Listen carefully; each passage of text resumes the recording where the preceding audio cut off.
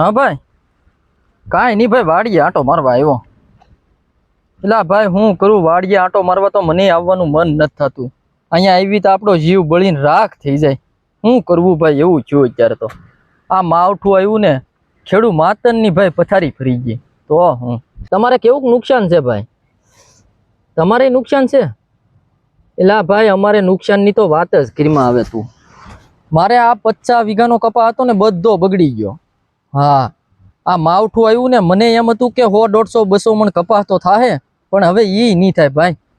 તો હું આ માવઠું આવ્યું એમાં તો હવે વાત જ કરીમાં ભાઈ. ના ના ભાઈ, ઓણ તો ખાતર બિયારણનું કાંઈ નથી થવાનું. હા, ઓણ ખાતર બિયારણનું કાંઈ નહીં થાય. ઓણ તો માથે પડશે.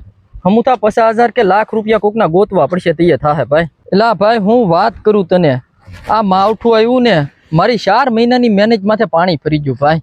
અત્યારે મારું એટલું હૃદય દુભાઈ ને, મારે કોને કેવું ભાઈ. આવી હાલત છે અત્યારે. આ ઓલા ભગાભાઈ ની, એલા ઓલા મારા બાજુમાં રહી ભગાભાઈ. હા, એને ઓણ દીકરા દીકરીના લગ્ન હતા, વેવાણને ના ગયા, તારીખ લઈ આવ્યા, તારીખનું બધું નક્કી કરી નાખ્યું. ઓણ તો એના લગ્ન કરવાના હતા. એને એમ કે આમાંથી 2-5 લાખ રૂપિયા ખેતરમાંથી મળે તો કાંક દીકરા દીકરીના હરખેથી લગ્ન કરે. પણ અત્યારે તો એની માથે આ ફાટી ગયું ભાઈ. અત્યારે એ એમ વિચાર કરે છે કે મારે શું કરવું, કોના પૈસા ગોતવા, કોના ની, કોની પાસેથી લેવા. અત્યારે એની પરિસ્થિતિ મારી જેમ જ છે ભાઈ. રાજુભાઈ, હાલો હાલો ચા પીવા. એલા ભાઈ, મારે ચા ન પીવી, તમે તારે પી લો, મારે ચા ન પીવી. હે મારા નાથ, આ માવઠું આવ્યું એટલે અમારા ખેડૂતની માથે તો એટલી દુઃખના ડુંગર તૂટી પડ્યા. પણ શું કરશું, એમાં કાંઈ અમારું તો નથી હાલતું.